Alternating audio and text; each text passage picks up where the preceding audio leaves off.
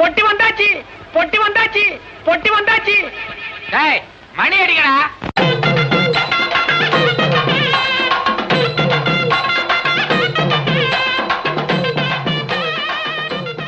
ஒரு 4000-5000 கோடி state Bank of India அவங்க வந்து கிட்டத்தட்ட 2000 கோடி ரூபாய் அந்த ஒரு காலகட்டத்திலே ஹர்ஷத் மேத்தாவால் வந்து லாபம் பார்த்துருக்காங்க. सुन भाई मैं सिगरेट तो नहीं पीता हूँ पर जेब में लाइटर जरूर रखता हूँ धमाका करने के लिए. வணக்கம் அண்ட் வெல்கம் டு ரிவ்யூ பெட்டி. நான் பார்கவ் கேசவன். ஸ்கேம் 1992 தி ஹர்ஷத் மேத்தா ஸ்டோரி அப்படிங்கிற இந்த சீரீஸை பற்றி தான் நம்ம இப்போ பார்க்க போகிறோம். இது வந்து அக்டோபர் மாதம் இப்போதான் அக்டோபர் கடைசியில் சோனி லிவ் ஆப்பில் வெளிவந்திருக்கு. இது ஒரு ஹிந்தி சீரீஸ். இப்போதைக்கு ஹிந்தியில் மட்டும்தான் இது வந்து அவைலபிளாக இருக்குது. இது வந்து ஒரு நாவலில் ஒரு புக்கை தழுவின ஒரு சீரீஸ் தான் இது. இது வந்து 92ல் நடந்த ஸ்டாக் மார்க்கெட் அந்த ஸ்கேம் பற்றி சுச்சேதா தலால் அப்புறம் தேபாஷிஷ் தாஸ் அப்படின்ட்டு இந்த ரெண்டு பேரும் எழுதின அந்த புக்கை தழுவின சீரீஸ் தான் இந்த கதை. இது வந்து எப்படி இருக்குது, இதோட கதை என்ன அப்படின்னா, இந்த கதையை பற்றி பார்க்கறதுக்கு முன்னாடி முக்கியமாக வந்து இது ஒரு 84லேருந்து 2001 வரைக்கும் நடந்தது தான் இந்த கதை. இதை வந்து ஒரு பீரியாடிக் சீரீஸ் மாதிரி தான் எடுத்திருக்காங்க. அந்த டைம் எப்படி இருந்ததோ பாம்பே அதே மாதிரி காமிச்சு இந்த செட்டப் அந்த செட் ஆகட்டும் அப்புறமா அந்த காஸ்டியூம்ஸ் அண்ட் எவ்ரி திங் எல்லாமே வந்து 92ல் எப்படி இருந்ததோ அந்த பீரியட் எப்படி இருந்ததோ ஒரு 20 வருஷம் அந்த 20 வருஷ காலகட்டத்தை வந்து ரொம்ப அழகாக காமிச்சிருப்பாங்க. அது வந்து முக்கியமாக அந்த டைரக்டரோட பையன் லைக் ஜெய் மேத்தா அப்படின்னு நினைக்கிறேன். இதை டைரக்ட் பண்ணியிருக்கிறது வந்து ஹன்சல் மேத்தா அண்ட் ஜெய் மேத்தா ரெண்டு பேரும். அவரோட பையனுக்கு இதில் நிறைய இந்த கிராஃபிக்ஸ்லலாம் நிறைய பங்களிப்பு இருக்குது அப்படின்னு சொல்லிட்டு ஹன்சல் வந்து சொல்லியிருந்தார் ஒரு இன்டர்வியூவில். இந்த கதை எப்படி இருக்குது, இந்த சீரீஸ் எப்படி இருக்குது அப்படின்றத பார்ப்போம். கதை அப்படின்னா இது நிஜமாக நடந்த ஒரு விஷயம்தான். ஸோ அதுதான் இதோட கதை. குஜராத்தி ஃபேமிலியை சேர்ந்த ஹர்ஷத் மேத்தா அவரோட அப்பா அம்மா மனைவி தம்பி அப்படின்ட்டு ஒரு கூட்டு குடும்பமாக ஒரு பகுதியில் மும்பையில் ஒரு பகுதியில் வாழ்ந்துன்னு வராங்க. இது வந்து ஒரு லோவர் மிடில் கிளாஸ் ஃபேமிலி தான். அவங்க கொஞ்சம் ரொம்பவே கஷ்டப்படுற ஃபேமிலி தான். இந்த மாதிரி ஒரு சுச்சுவேஷனில் நிறைய விதவிதமான வேலைகள்லாம் வந்து செஞ்சு அதில் எதுலையுமே பெருசாக ஒரு சாட்டிஸ்ஃபேக்ஷன் வராமல் பெருசாக ஏதாவது ஒன்று பண்ணணும் அப்படின்ற ஒரு பெரிய குறிக்கோளோட ஸ்டாக் மார்க்கெட்டை தெரிஞ்சுக்கிறதுக்காக ஒருத்தர்கிட்ட போய் சேர்றாரு. ஸ்டாக் மார்க்கெட்டை கற்றுக்கிறதுக்காக ஒரு நார்மல் ஸ்டாக் மார்க்கெட்டில் அடித்தட்டு வேலை என்னமோ அதுலேருந்து தான் வந்து இவர் ஆரம்பிக்கிறாரு. அங்கேருந்து இவர் படிப்படியாக முன்னேறி பெரிய நிலையை அடைஞ்சு அதில் வந்து எப்படி வந்து பல கோடிகளை வந்து ஒரு ஷார்ட் ஸ்பேன் ஒரு கிட்டத்தட்ட ஒரு 10 வருஷ காலகட்டத்தில் கிட்டத்தட்ட ஒரு 4000-5000 கோடி அளவுக்கு வெல்த்தை வந்து எப்படி சேர்க்குறாரு, எத்தனை கிளைண்ட்டுகள்லாம் இவர் வந்து கொண்டு வராரு அப்படிங்கிறதெல்லாம் வந்து அவ்வளோ விவரமாக வந்து காமிச்சிருப்பாங்க. ரொம்ப டீட்டெயில்டாகவும் இருக்கும் விஷயம். ஸோ இதெல்லாம் வந்து இந்த 10 எபிசோட்லேயே மொத்தமாக கவர் பண்ணியிருப்பாங்க.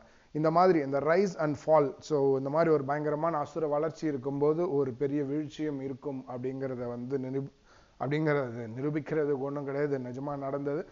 பட் இந்த மாதிரி ஒரு பயங்கரமான ஒரு அசுர வளர்ச்சி அடைஞ்சுன்னு போகும்போது பேரலாக வந்து டைம்ஸ் ஆஃப் இந்தியாவில் வேலை பார்க்குற சுச்சேதா தலால் அப்படிங்கிற ஒரு ஜேர்னலிஸ்ட் ஏதோ பண்ணுறான், அவன் ஏதோ சம்திங் ராங் சம்திங் ஃபிஷி அப்படிங்கிற ஒரு விஷயத்தை மட்டுமே வச்சுன்னு இவனை பற்றி ஹர்ஷத் மேத்தாவை பற்றி டிக் பண்ண ஆரம்பிக்கிறாங்க. எப்படி இவன் வந்து இவ்வளோ பணம் பண்ணுறான், எப்படி அது மாதிரி சம்பாதிக்கிறான், எந்த விதத்தில் வந்து இவன் அமௌண்ட் பண்ணுறான் அப்படிங்கிறது தெரிஞ்சுக்கிறதுக்காக நிறைய சின்ன சோர்சஸ் எல்லாம் வச்சு உள்ளே இருந்த விஷயங்கள் எல்லாம் கறந்து அதை வந்து நியூஸ் பேப்பரில் வெளியிட்டு அது பெரிய இடியாக வந்து வெடிக்குது இவருக்கு ஹர்ஷத் மேத்தாக்கு. அங்கேருந்து அவரோட டவுன்ஃபாலும் ஆரம்பிக்குது. இது வந்து நிஜமாக நடந்த கதை, அதனால இந்த ஒரு விஷயம். பட் இதை பார்த்து முடிச்சதுக்கு அப்புறமா வந்து பல விஷயங்கள் வந்து நமக்கு தோணும். இன்ஃபேக்ட் இந்த பீக்கில் ஸ்டாக் மார்க்கெட்டை வந்து உச்சத்துக்கு கொண்டு போனதும் ஹர்ஷத் மேத்தா தான். அது வந்து ஒரு இயல்பான விஷயமும் இதில் வந்து சொல்லியிருப்பாங்க. இந்த ஒரு நார்மலாக ஸ்டாக் மார்க்கெட் மந்தமாக ஒரு மார்க்கெட் போயிட்டு இருந்த ஒரு விஷயத்த அந்த ஸ்டாக் மார்க்கெட்டே வந்து ஒரு 2000 பாயிண்ட்டுக்கு மேலே 4000 பாயிண்ட்டுன்னு அப்படியே ஒரு கிட்டத்தட்ட ஒரு 700-800 பாயிண்ட்ஸ் தான் வந்து அந்த டைமில் வந்து ஆவரேஜாக இருந்திருக்கு 84 அந்த டைமில். பட் அதை கிட்டத்தட்ட ஒரு அசுர வளர்ச்சிக்கு கொண்டு போனதே வந்து ஹர்ஷத் மேத்தா தான் அப்படின்றத வந்து காமிச்சிருப்பாங்க. இன்ஃபேக்ட் பல கவர்மெண்ட் டிபார்ட்மெண்ட்ஸ்லாம் வந்து ஸ்டாக் மார்க்கெட்டில் இன்வெஸ்டே பண்ணாத ஒரு டைம் அவங்களெல்லாம் வந்து கன்வின்ஸ் பண்ணி ஸ்டாக் மார்க்கெட்டில் இன்வெஸ்ட் பண்ண வச்சு எத்தனையோ 1000 பேர்களை வந்து பயங்கரமான வந்து லாபம் வந்து பார்க்க வச்சிருக்காரு ஹர்ஷத் மேத்தா அந்த டைமில். Including State Bank of India அவங்க வந்து கிட்டத்தட்ட 2000 கோடி ரூபாய் அந்த ஒரு காலகட்டத்திலே ஹர்ஷத் மேத்தாவால் வந்து லாபம் பார்த்துருக்காங்க. இந்த மாதிரி பல டிபார்ட்மெண்ட்ஸ் வந்து இவர் மூலமா வந்து நல்லா லாபம் சம்பாதிச்சு கோடிக்கணக்கில் புரண்டு இவரால் வந்து ஒரு பயங்கரமான வளர்ச்சியும் கண்டிருக்காங்க. ஆனால் இவரோட டவுன்ஃபால் ஆரம்பிச்சதுக்கு அப்புறமா யார் இவங்களுக்கு ஹெல்ப் பண்றாங்க, யார் கூட இருக்காங்க அப்படின்ற அந்த ஒரு இயல்பான விஷயத்தையும் இதில் வந்து காமிச்சிருப்பாங்க. இன்ஃபேக்ட் இதில் வந்து ராம்ஜெத் மலானி தான் வந்து இவருக்கு வந்து அந்த டைமில் வந்து வக்கீலாக இருந்திருக்காரு. அந்த ரியல் ஃபுட்டேஜ் இல்லாமல் வந்து கடைசி 2 எபிசோடில் வந்து காட்டுவாங்க. அது வந்து ரொம்பவே வந்து ஒரு அருமையான விஷயம் அப்படின்னே சொல்லி ஆகணும். அப்படியே பக்கத்தில் ஒரு கம்பேரிஷன் மாதிரி இருக்கும், கரண்ட்டாக அந்த சீரீஸில் இருக்கிற விஷயம் ப்ளஸ் ரியல் ஃபுட்டேஜ் அதையுமே வந்து காமிச்சிருப்பாங்க. ரொம்ப வந்து சூப்பராக இருக்கும். இன்ஃபேக்ட் இதை ஆரம்பித்து ஒரு கொஞ்சம் 2-3 எபிசோட் பார்த்ததுக்கப்புறம் நெஜம் ஹர்ஷத் மேத்தாவோட இன்டர்வியூ யூடியூப்ல பார்த்தேன். இதுலேயுமே அதை வந்து ஆக்சுவலாக போட்டிருப்பாங்க. இந்த சீரீஸில் நெஜம் ஹர்ஷத் மேத்தாவோட இன்டர்வியூவும் இவரோட அந்த இதுவுமே அப்படியே வந்து கம்பைன் பண்ணி தான் போட்டிருப்பாங்க. கிளாஸாக எடுத்திருப்பாங்கன்னே சொல்லலாம். இன்ஃபேக்ட் அந்த டைமில் இருந்த PV Narasimha Rao, Congress prime minister, இந்தியாவோட பிரைம் மினிஸ்டர், காங்கிரஸ் கட்சியை சேர்ந்த பிரைம் மினிஸ்டர். ஸோ அவருக்குமே வந்து ஹர்ஷத் மேத்தா 1 கோடி கொடுத்த விஷயம், அதை வந்து ரியலாக அந்த டைமில் ப்ரெஸ் மீட்டில் வந்து ராம்ஜெத் மலானி சொன்ன விஷயங்கள் எல்லாம் இதில் வந்து காமிச்சிருப்பாங்க.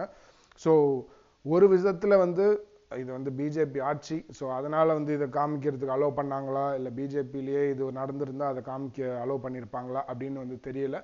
பட் இந்த அளவுக்கு வந்து ஒரு வெளிப்படையாக நிறைய இந்த மாதிரி சினிமாக்கள் ஆகட்டும் சீரீஸ் ஆகட்டும் வரது வந்து ஒரு நல்ல விஷயம். இன்ஃபேக்ட் பொதுவாக வந்து இந்த SBI அப்படின்னா வந்து நம்ம வந்து சம்மந்தமே இல்லை, ABI இல்லைன்னா BBIன்னு ஏதாவது சம்மந்தமே இல்லாமல் ஒரு பேரை போட்டு எடுப்பாங்க.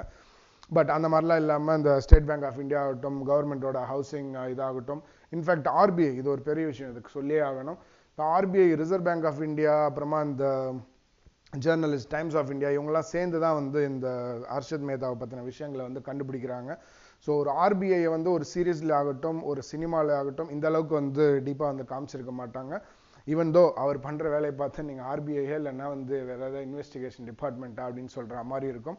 பட் அந்த அளவுக்கு RBI, CBI, அதுக்கப்புறமா வந்து நார்மல் போலீஸ் டிபார்ட்மெண்ட், அப்புறம் இந்த ஜேர்னலிஸ்ட் அப்படின்னு எல்லாருமே சேர்ந்து இவரை போட்டு நொயின்னு ஒரு இவர் மட்டும்தான் ஏதோ தப்பு பண்ண ரேஞ்சுக்கு ஹர்ஷத் மேத்தாவை ஒரு ட்ராப்பாக தான் வந்து இன்ஃபேக்ட் இதில் வந்து காமிச்சிருப்பாங்க. இது பார்க்கும்போதே வந்து உங்களுக்கு புரியும், இவர் வந்து எதுவும் பெரிய ஸ்கேம் ஈவனாக வந்து ஒரு திருட்டு ஒன்றும் பண்ணிடலை. இப்போ கரண்ட்டாக இருக்கிற இந்த நிரவ் மோடி ஆகட்டும், மல்லை ஆகட்டும், இந்த மாதிரி பணத்தை ஒன்றும் திருடிட்டு ஓடியில். ஒருவேளை இவங்களை பற்றியுமே கூட இந்த மாதிரி இன்னொரு சைடு இருக்கா அப்படின்னு கூட ஒரு எண்ணம் வருது கடைசியில் பார்க்கும்போது. சிஸ்டமில் இருந்த ஒரு லூப் ஹோலை பயன்படுத்தி பணம் பண்ணியிருக்கார், இதுதான் சின்ன விஷயம். ஆனால் இதை வந்து ஸ்கேம் அப்படின்னு சொல்லி இந்த சுச்சேதா தலால் அப்படிங்கிற ஜேர்னலிஸ்ட் ஏதோ பெரிய வந்து கொள்ளையடிச்ச ரேஞ்சுக்கு இவனை போர்ட்ரே பண்ணி, ஹர்ஷத் மேத்தாவை போர்ட்ரே பண்ணி அவரை வந்து உள்ள தள்ள வைக்கிறாங்க.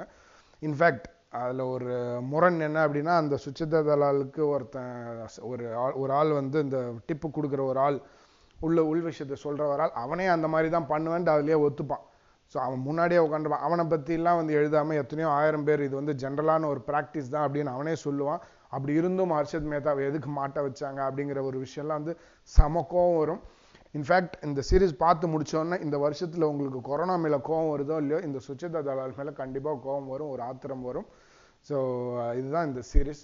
இல்லை நிறைய இடத்துல வந்து அந்த டைமில் நடந்த அந்த ரியாலிட்டி விஷயங்களெல்லாம் வந்து காமிச்சிருப்பாங்க. லைக் புதுசாக கம்ப்யூட்டர் வந்த ஒரு டைம் ஆகட்டும், அதுக்கப்புறமா வந்து பொக்ரானில் வந்து வாஜ்பாய் வந்து நியூக்ளியர் வெப்பன் டெஸ்ட் பண்ணதாகட்டும், அணுகுண்டு சோதனை நடத்தினது அப்படின்ட்டு அந்தந்த விஷயங்கள். அது வந்து நமக்கு ஒரு செய்தி. பட் அது நடந்ததால் ஸ்டாக் மார்க்கெட் எந்த அளவுக்கு பாதிக்கப்பட்டது, அது பாதிக்கப்பட்டதால் ஹர்ஷத் மேத்தா எப்படி பாதிக்கப்பட்டார் அப்படிங்கிற விஷயத்தெல்லாம் சூப்பராக கேப்சர் பண்ணியிருப்பாங்க. இதில் எனக்கு ஒரு முக்கியமாக பிடிச்சிருந்த இன்னொரு விஷயம் என்ன அப்படின்னா, பொதுவாக அந்த பணக்காரங்க அப்படின்னாலே வந்து சிகரெட்டு, அப்புறமா அந்த ட்ரிங்க்ஸு அப்படின்லாம் தான் பயங்கரமாக காட்டுவாங்க.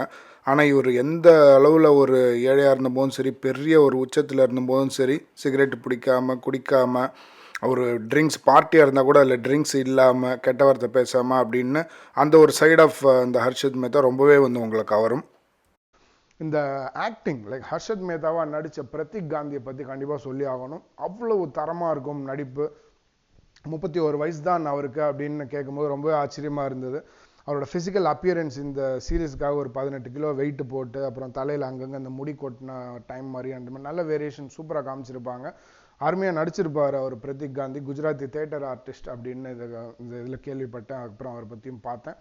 அருமையாக இருக்கும் ஆக்டிங். ஸோ இதில் சுச்சிதா தலாலா நடித்தது வந்து ஸ்ரேயா தன்வந்திரி அப்படின்ட்டு, இவங்க அந்த ஃபேமிலி மேன் சீரீஸ்லையும் நடிச்சிருப்பாங்க. ஸோ இவங்க 2 பேர் தான் மெயின் காஸ்ட். இதை தவிர இதில் நடிச்சிருந்த ஒரு கேரக்டருமே அவ்வளோ சூப்பராக நடிச்சிருப்பாங்க. ஒரு ரியலாக அந்த டைமில் நம்ம நடந்த விஷயத்த பார்த்துட்டு வந்த மாதிரி இருக்கும். ஸோ இதுதான் இந்த சீரிஸ். இதை நீங்கள் மிஸ் பண்ணாமல் பார்க்க வேண்டிய ஒரு சீரிஸ் அப்படின்னு சொல்லுவேன். ஸ்டாக் மார்க்கெட் பற்றி தெரிஞ்சுக்க விருப்பம் இருக்கவங்களும் இதை வந்து கண்டிப்பாக பார்க்கலாம். அப்படி இல்லைனாலும் அது என்ன அந்த டைமில் என்ன நடந்தது அப்படிங்கிறத தெரிஞ்சுக்க ஆசைப்படுறவங்களும் இதை கண்டிப்பாக பார்க்கலாம். பட் இதை நீங்கள் மிஸ் பண்ணாமல் பார்க்கணும் அப்படின்னு நான் கண்டிப்பாக இதை ரெக்கமெண்ட் பண்ணுறேன்.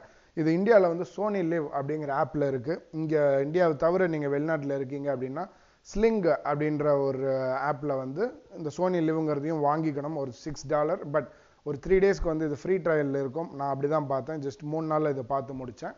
நல்ல குவாலிட்டியில் நான் தரமான ஒரு பிரிண்டில் பாருங்கள். ஸோ அந்த சைட் இதுலேயும் பார்க்கலாம் ஸ்ட்ரீமிங்கில். இது ஃப்ரீ ட்ரையல் இருந்ததுன்னா அதை யூஸ் பண்ணியே பாருங்கள். मिस पर हम பார்க்க வேண்டிய ஒரு சீரிஸ். सुन भाई, मैं सिगरेट तो नहीं पीता हूँ, पर जेब में लाइटर जरूर रखता हूँ धमाका करने के लिए. சும்மா இந்த சீரீஸில் ஒரு நல்லா இருக்கும் இந்த டைலாக். ஸோ அதை வச்சு முடித்தேன். நன்றி, வணக்கம்.